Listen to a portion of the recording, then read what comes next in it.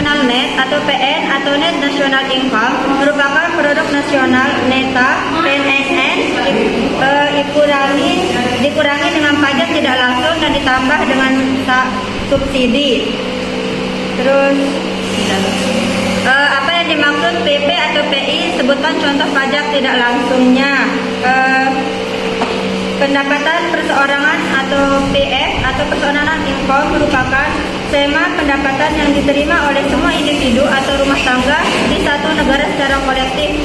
Terus contoh pajak tidak langsungnya pertambahan nilai atau cukai das materai.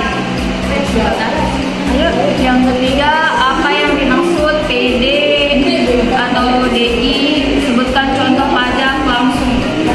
Pendapatan disposable atau disposable income merupakan pendapatan yang siap untuk digunakan oleh masyarakat setelah dikurangi dengan pajak langsung. Contoh pajak langsung yaitu pajak bumi dan bangunan, pajak penghasilan, dan pajak kendaraan bermotor.